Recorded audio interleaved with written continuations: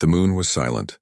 Cold dust covered broken ships and twisted metal like a soft gray blanket. This was the graveyard of stars, where old machines came to die. No one lived here. No one stayed long. It was a place for forgotten things. In the shadow of a crashed battlecruiser, something moved or tried to. A small figure lay half buried in ash and rubble. Her skin was pale blue, glowing slightly under the moonlight. Long silver hair spread across the ground like spilled light. She was not human. Her body was still, stiff, broken at the spine. Only her eyes moved, wide and alert, searching the dark. Her name was Elira. She was 15 years old in human years, a young cadet from the proud and distant race known as the Karali. Her people were warriors, fast, strong, proud. But pride had no mercy. When her ship was hit by enemy fire and she fell during the escape, her squad left her behind. To the Karali, a paralyzed soldier was already dead. She remembered the moment.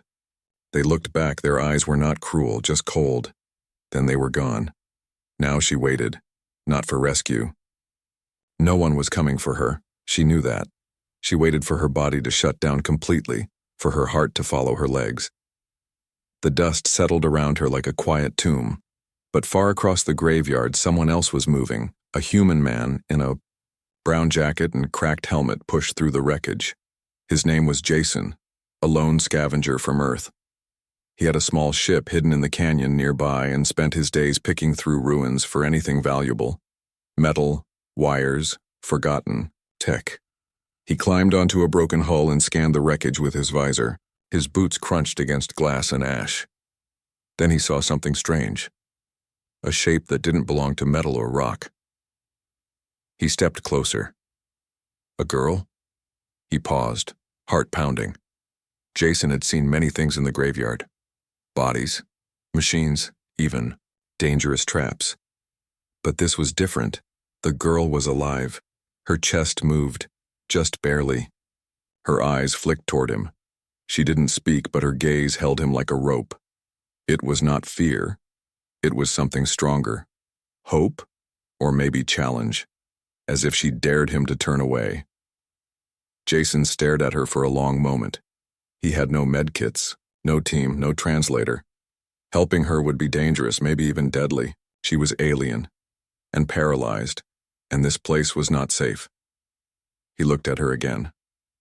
Dust gathered in her hair. Her lips were dry. She blinked slowly. He stepped back. Then he turned and walked away. Elira closed her eyes. Night fell on the moon. The stars above looked sharp like glass. Jason sat in his small ship, holding a can of food but not eating. He kept seeing her eyes. They were bright, alive, not ready to die. He cursed under his breath. "What am I doing?" he muttered. He stood up, paced, sat down again. He had rules. Stay quiet. Stay alone. Don't get involved. But something about her wouldn't leave his mind. Maybe it was the way she looked at him, not with fear, but with a kind of fierce light. Like she hadn't given up, even though everyone else had. Jason looked at his pack. He had a few tools, some medicine, maybe enough to help a little. He sighed. Then he stood up, grabbed his gear and opened the door. Outside, the wind howled softly across the graveyard. He moved fast, keeping low, stepping over wreckage and bones of metal beasts. When he reached the ship where she lay, he paused, listening. Quiet. He stepped closer. Her eyes opened again. She looked surprised. He knelt beside her and pulled out a scanner. "You're lucky I'm soft in the head," he muttered. She didn't understand, but she watched him closely. The scanner beeped softly. Spinal injury. Severe, but stable. Her pulse was weak. Jason shook his head. "They really left you here to die, didn't they?" He reached into his bag and took out a small injector. It was old, but it worked. He gave her a shot to ease the pain. She flinched, then relaxed slightly. He laid a blanket over her. "We'll figure something out," he said. For the first time, she moved her hand. Just a little. Her fingers brushed his wrist. Jason looked down. "Yeah," he said softly. "You're still in there." He looked around the wreckage, then back at her. The graveyard was cold and full of danger, but he wasn't leaving her here. Not again. Jason didn't sleep that night. He sat near the doorway of his small ship, staring at the stars. The cold metal under him made his back ache, but he didn't care. His mind was full of the alien girl lying out there in the graveyard, alone, wounded, and barely alive. He had done something he told himself he would never do. He had gone back, and now she was his responsibility. At dawn, he packed supplies: thermal blanket, a few protein bars, water, a toolkit, and an old hover sled that he had found weeks ago. It didn't work well, but it might carry her weight if he fixed it. He stepped out into the dusty wind. The wreckage stretched across the moon like a steel desert. Sharp edges of broken ships rose from the ground like bones. Jason moved fast, keeping his head low. The scavenger gangs didn't come here often, but it was never safe to stay in one place for too long. When he reached the alien girl's hiding spot, she was still there, lying exactly as he had left her. Her eyes opened when he approached. She blinked slowly. Jason knelt beside her. "Still hanging in there, huh?" She didn't answer, of course. He didn't expect her to. Her language was unknown to him, and her voice, if she could even speak, was still silent. But her eyes followed him. She was awake, aware, and waiting. He showed her the sled. It was scratched and dented, but wide enough to carry her. "We need to get you somewhere safer. Can't keep you lying in this scrap pile." Carefully, he laid the blanket beside her and slid his arms under her fragile body. She was lighter than he expected. Her bones felt hollow, bird-like. She winced when he moved her, but she didn't cry out. Jason placed her gently onto the sled and covered her with the blanket. He strapped her down so she wouldn't fall during the trip. Her eyes never left his face. There was something in her gaze, uncertainty, maybe even fear. But behind that, a flicker of trust. Jason gave her a small nod. "Let's get out of here." The hover sled buzzed to life. It shook a little, then floated a few inches above the ground. Not perfect, but good enough. He started pulling it behind him, using a rope tied to his waist. The way back was slow. Every few steps, the sled bumped or dragged against a sharp rock. Jason adjusted it again and again. The girl didn't complain. She simply watched him, eyes wide.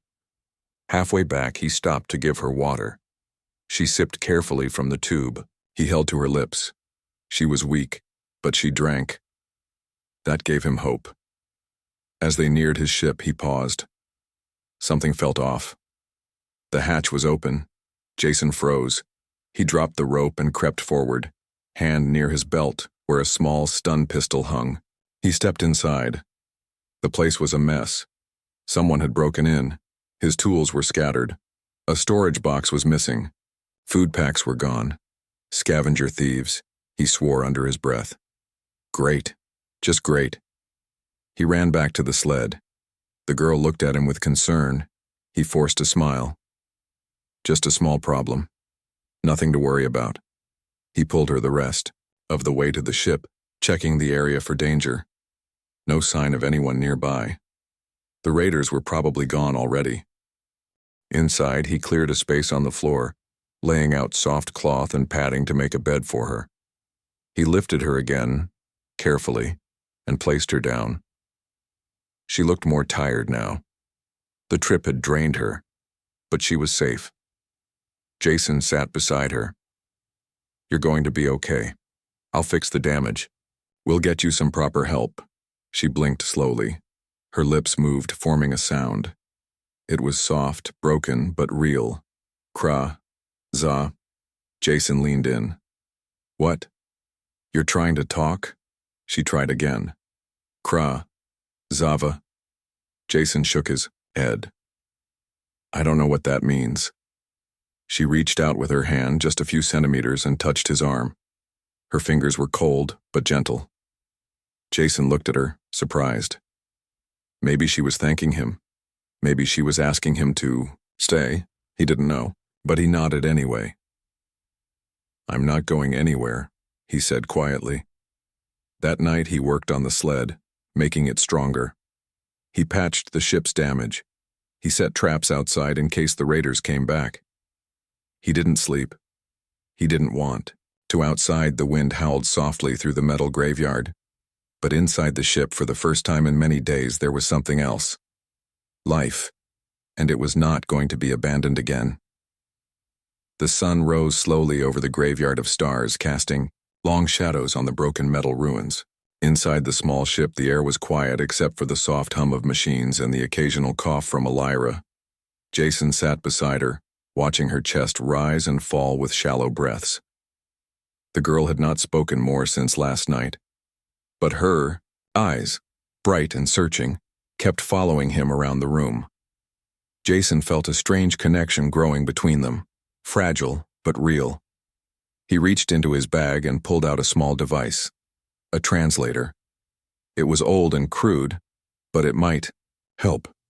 He switched it on and held it close to Elira. "Can you say something for me?" Jason asked gently. Elira's lips moved slowly.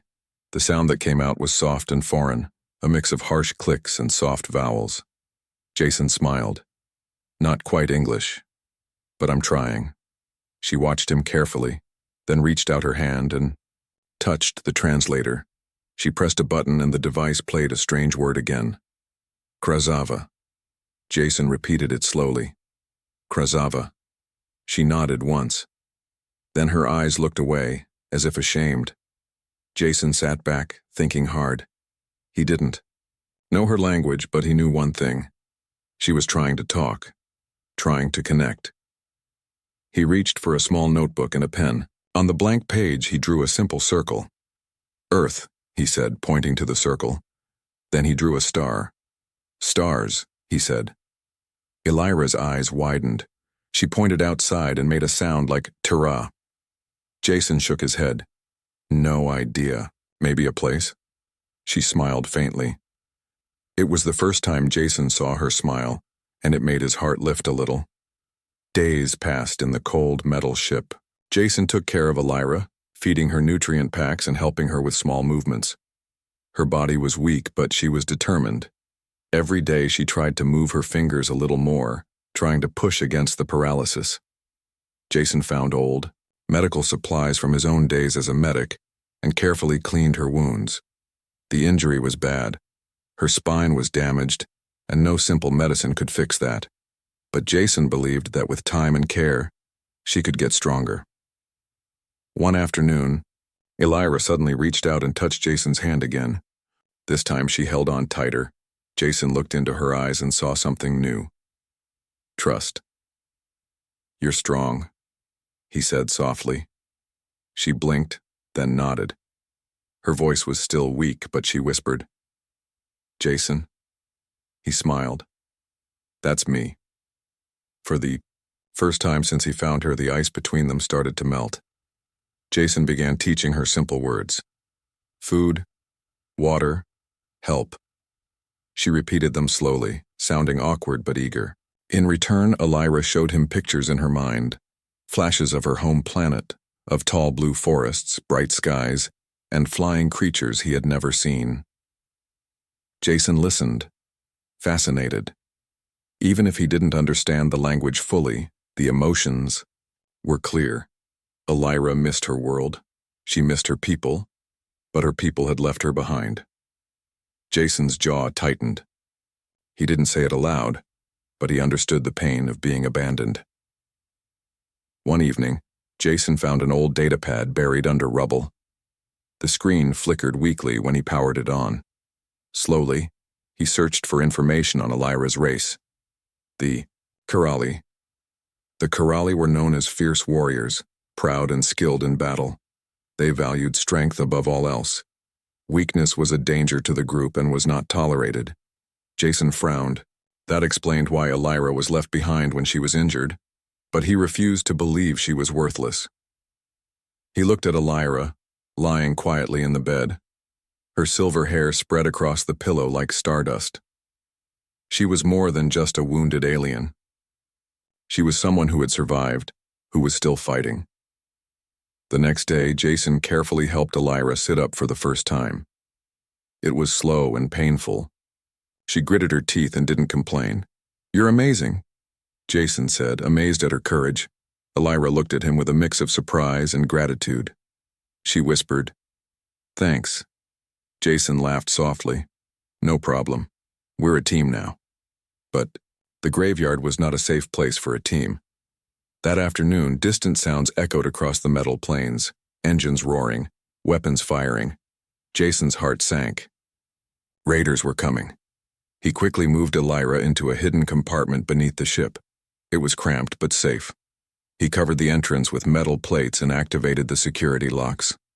Outside, the scavengers landed their ships, searching for valuables. Jason could hear their voices. Rough, angry, careless. The raiders were dangerous and had no mercy for anything in their way. Jason gripped a small pistol tightly. He would defend Elira with everything he had. Minutes stretched like hours. Suddenly, Elira whispered, "Jason." He turned to her, surprised. She reached out, touching his hand again. "Stay safe," she said in broken words. Jason nodded. "I promise." Together in the cold silence of the graveyard, two lost souls, one human, one alien, prepared to fight for survival. Because sometimes, strength is not just in the body, it is in the heart. The sky over the graveyard of stars had turned a dull red, not from the sunset but from the fires burning across the metal plains. Jason's heart raced as he listened to the distant roar of engines and the sharp cracks of laser fire. The scavenger raiders were closer than ever. Inside the hidden compartment, Elira's breathing was shallow but steady. Jason stayed close, keeping watch over her with a calm he didn't feel. He fingered the small pistol at his side, ready to defend her if the raiders found their ship. The ground trembled under the heavy footsteps of the raiders as they moved through the graveyard. Their harsh voices echoed in the distance, angry and rough, demanding anything of value. Jason's mind raced. His ship was old and fragile, no match for raiders with fast ships and better weapons. The best chance was to escape, but with Elira paralyzed, moving quickly was nearly impossible. He scanned the area through a small viewport. Raiders were already tearing through nearby wrecks, searching for anything to steal. "We can't wait." "Here," Jason whispered, more to himself than to Elira. Elira's eyes fluttered open. She looked at him with determination, though her body was weak. Jason made a quick decision. He began preparing the hover sled. It was patched and repaired, but barely strong enough to carry them both. Still, it was their only chance. He carefully lifted Elira onto the sled, fastening her in with straps. Her pale blue eyes locked onto his. "Hold on," he said softly. The engine hummed to life, and the sled hovered just above the ground. Jason pulled the throttle and they moved forward slowly at first, then faster. Outside, the raiders noticed the movement. Shouts went up, and several small ships took off, chasing them. Jason's heart pounded as he maneuvered the sled through the maze of twisted metal and sharp wreckage. Elira held tightly to the blanket, her eyes fixed on the horizon. They dodged broken ship parts, the sled skimming just inches above the ground. Jason pushed it harder, but the damaged engine struggled to keep up. Behind them, the raiders fired. Bright beams of light zipped past, striking metal and kicking up sparks. Jason swerved, narrowly avoiding a burst of laser fire that melted a piece of the sled's frame. The chase was fast and dangerous. Every second counted. Suddenly, the sled hit a sharp rock hidden beneath the dust. It shuddered violently. Elira cried out softly, pain flashing across her face. Jason pulled the sled to a stop. He looked at her, worry growing in his chest. "Can you hold on?" he asked. She nodded weakly. Jason scanned the area ahead. The graveyard of stars stretched out like a graveyard of metal bones, but beyond it was a tall mountain, one of the few places left on the moon with old structures still standing. It was an abandoned orbital elevator station, a relic of the past. If they could reach the station, they might find shelter, supplies, maybe even a working communications array. Jason made up his mind. "We're going to the station," he said. Elira gave a small, tired nod. He restarted the sled and headed toward the mountain. The raiders were relentless. More ships joined the chase, blocking escape routes, firing relentlessly. Jason drove the sled with skill born from years of surviving tough situations. He remembered the training he had as a medic in Earth's failed off-world colonies. Fast reflexes, quick thinking. Elira helped too. Despite her paralysis, she shouted warnings in her broken English, pointing to dangers ahead. Jason realized she had learned the moon's terrain better than he had. Together, they dodged traps and rough terrain. At one point, the sled's engine sputtered dangerously. Jason swore and leaned over the controls, working quickly to keep it running. The raiders closed in. Jason's breath came fast as they approached the mountain's base. The orbital station loomed ahead, tall and silent, a giant skeleton against the red sky. The station was dangerous. Old security systems, damaged corridors, and power that flickered on and off. But it was better than open space. Jason guided the sled to a cracked landing pad near the station's entrance. He helped Elira off the sled, carrying her carefully inside the cold metal building. The air inside was stale and heavy. Lights flickered, casting long shadows on the walls. Jason set Elira down on a patch of soft padding he found. She was exhausted, but her eyes still burned with determination. "We'll rest here," Jason said. "I'll find a way to get help." Elira looked up at him. Her voice was barely a whisper. "Thank you." Jason smiled softly. "You're not alone anymore." He moved through the dark halls of the station, searching for power and a way to communicate. Old consoles blinked weakly, some still alive. Jason's fingers flew over the controls, rebooting systems, trying to send a signal. After hours, the main communications array finally powered on. The screen flickered, showing stars and distant worlds. Jason sent out a universal distress signal, hoping anyone, would hear. Back in the station's main room, Elira lay quietly. The silence was broken only by the hum of machinery and her soft breathing. Jason sat beside her, watching the stars through a broken window. He knew this was only the beginning. The raiders would not give up. Elira's people might not come. But Jason promised himself one thing: he would never abandon her, not again. The abandoned orbital station loomed like a giant skeleton in the cold darkness of space. Jason felt a chill as he looked up at the towering structure. Though broken and old, it was their only hope. Somewhere inside, he hoped to find better technology, maybe a way to call for help. But first, he had to carry Elira up through its twisting halls and broken lifts. Elira lay quietly on a makeshift stretcher made from old blankets and metal bars. Her silver hair fell over her pale face. Despite the pain, her eyes burned with quiet strength. She had been through so much, abandoned, paralyzed, left to die, and yet here she was still fighting. Jason lifted the stretcher carefully, the weight heavier than he expected. His arms ached quickly, but he pushed the pain aside. Every step counted. The station was dark and silent except for the occasional beep of flickering consoles and the distant hum of failing power. Broken lights cast long shadows on the cracked floors and rusted walls. Jason moved slowly but steadily, navigating through corridors twisted by years of neglect.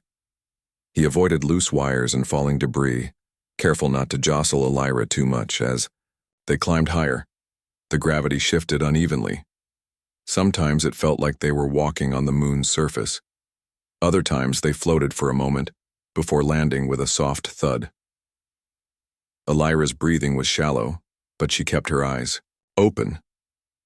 She looked around, taking in the strange, silent world. Jason remembered her words, the first real words she had said to him. "Why did you come back?" He didn't answer at first. He wasn't sure he had a good reason. But now, carrying her through the cold emptiness of this broken station, he knew the truth. He had come back because no one else had. Because when everyone else had given up on her, he hadn't. When Elira's weak hand brushed his arm, Jason squeezed it gently. "Almost there," he whispered. The climb was harder than he expected. Parts of the station were falling apart. He had to jump across broken walkways and climb over fallen beams. At one point, the metal floor gave way beneath him with a loud creak. Jason's heart jumped. He caught the stretcher just in time, holding it steady. Elira gasped softly but didn't lose consciousness. Jason took a deep breath and moved more carefully. The station was a dangerous place, but he refused to stop. Finally, after what felt like hours, they reached the top, the control room. The door was heavy and stuck, but Jason forced it open, with a grunt. Inside, the room was filled with old machines and glowing panels. A large window showed the endless stars outside, cold and distant. Jason set the stretcher down gently and began working at the controls. He flipped switches, tapped buttons, and watched the screens come to life. One screen showed a map of the galaxy. Another displayed signal frequencies. Jason started searching for a way to send a message. Elira watched him silently, then tried to speak. "Help. Friends," she whispered. Jason smiled softly. "I'm working on it." Suddenly, the station speakers crackled to life. A voice spoke in a language Jason didn't understand. He looked at Elira. She listened closely, then nodded. "That's your people," Jason said. Elira's eyes filled with tears. She tried to speak again. Jason adjusted the communicator, trying to find a way to send a reply. The moment was tense and fragile. Finally, Jason managed to send a simple message in the Karali language. It was a call for rescue and a promise. "We have Elira. She is alive. We need help." The station's systems flickered again, then went quiet. Hours passed. Elira's breathing grew steadier. She squeezed Jason's hand. Jason smiled. "You're going to see your people soon."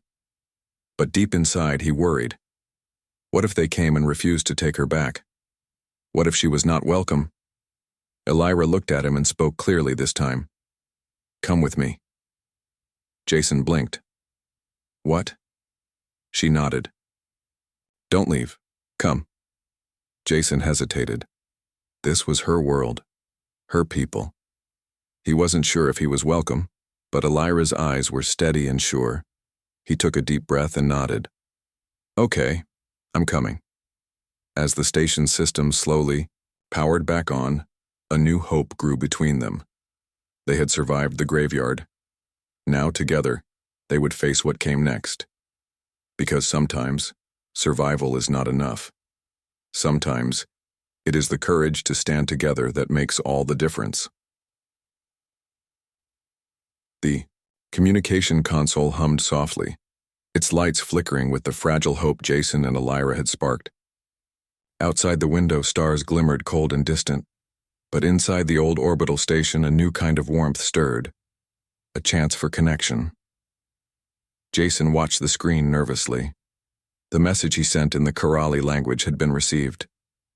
The reply came in strange symbols and harsh sounds he couldn't understand, but Elira did. She leaned closer, listening carefully. Then, she nodded. "They are coming," she whispered. Jason's heart quickened. After days of fear, pain, and uncertainty, help was finally on its way. But Elira's eyes held something else, a shadow of doubt. "They don't expect me to survive," she said quietly. Jason looked at her. "Then we'll prove them wrong." When the signal confirmed a rescue ship was near, Jason began to prepare. He packed supplies, fixed the station's emergency lights, and helped Elira onto the repaired hover sled. As they waited, Elira told Jason about her people, the Karali. "They are proud," she said. "Strong. They believe weakness is failure." Jason frowned. "That's why they left you?" She nodded. "Yes. But I am not weak." Jason smiled. "You're one of the strongest people I've ever met." Elira's eyes softened. You taught me strength is more than muscle. Jason shrugged. I guess that's what humans do. When the rescue ship arrived, it was sleek and fast, unlike the battered ships Jason had seen in the graveyard. A group of Karali warriors boarded the station, their armor shining and weapons ready. Jason felt a mix of hope and fear. These were Elira's people, but would they accept him? The leader of the group stepped forward. He was tall, with sharp, blue eyes and silver hair like Elira's. Is this Elira? The leader asked, voice cold but curious. Elira looked up and nodded. Yes, and this is Jason. He saved me. The warriors exchanged glances. Some frowned. Others looked surprised. Jason stepped forward. I didn't have to leave her behind. The leader studied him for a moment, then spoke in harsh tones. Your kind often do. Jason met the gaze without fear. Maybe. But sometimes it's humanity that saves lives. A tense silence fell. Then, to everyone's surprise, Elira spoke clearly, her voice strong. He saw value in me when others did not. The warriors looked at her differently now. Some lowered their weapons. Others whispered among themselves. Jason felt a weight lift. Elira's words had opened a door. The leader nodded slowly. You showed courage. We will honor that. They prepared to take Elira home. But before she left, she turned to Jason. Come with me, she said firmly. Jason hesitated. I'm not sure if they will welcome me. Elira smiled. They will. You saved me. You are family. With that, Jason took a deep breath and stepped onto the rescue ship. As they left the graveyard behind, Jason looked back once more at the cold moon. He knew his journey was far from over. But with Elira beside him and a chance to change old beliefs, he felt something new. Hope. The ship hummed steadily as it left the moon's cold surface behind. Jason sat beside Elira, his eyes on the endless stars outside the window.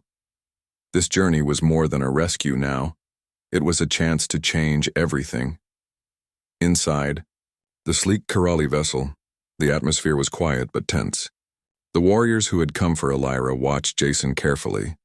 Some were curious, others were wary. After all, humans were strangers to them, often seen as weak and unpredictable. Jason felt the weight of their eyes, but he held his head high. He had earned his place here, not by strength alone, but by heart. Elira reached out and squeezed his hand gently. Thank you, she said softly. For not giving up. Jason smiled. I couldn't leave you behind. The ship's commander, a tall woman with sharp silver eyes, finally spoke. You have shown courage and loyalty. These are the qualities we value, though we have forgotten them at times. Her words surprised Jason. He looked at her, then at Elira, who nodded in agreement. We will return to Karali homeworld, the commander continued. There, your story will be told. Not just of Elira's survival, but of the human who saved her. Jason's heart lifted. For the first time, he felt hope that Elira's people might change, that they might see strength in more than just battle. When they arrived, the Karali world was breathtaking. Vast blue forests stretched under twin suns, shining bright and warm. The cities were tall and graceful, built from shining crystal and metal. It was beautiful and full of history. Elira was carried off the ship by warriors who once might have left her behind. But now they looked at her with respect and wonder. Jason followed, unsure of his welcome. The great hall where they met was filled with leaders and elders. They watched Elira closely, then turned their attention to Jason. One elder, his face lined with wisdom, stepped forward. Human, he said, voice calm but strong. You risked much to save one of our own. Tell us why. Jason met his gaze. Because every life matters. Because strength isn't just about fighting, it's about caring, standing by those who need help. The hall was silent. Then a young warrior stepped forward. Perhaps we have been wrong, she said. We have forgotten what it means to be truly strong. Slowly, others nodded. The walls seemed to echo with change. Elira stood tall, her voice steady. I was weak once, but with help, I became strong again. We must honor all who survive, not just those who fight. Jason looked at her, pride filling his chest. Days passed in learning and sharing. Jason and Elira spoke about Earth, about humanity's struggles and hope. The Corrali listened, eager to understand. Jason showed them how care and kindness could be strength. Elira's story became a symbol, not of shame, but of hope. The Corrali began to change. In the years that followed, Jason became more than a visitor. He became a teacher, a friend, and a symbol of something new. The Corrali no longer saw weakness as a reason to abandon. They learned that true strength was in loyalty, compassion, and the courage to return for those left behind. One evening, as twin suns set over the crystal towers, Jason stood beside Elira. "We did it," he said quietly. She smiled, her eyes shining. "Because you came back." Jason nodded. "Because we never gave up." And in the stars above, a new story was written, not just of survival, but of hope, friendship, and the power of humanity.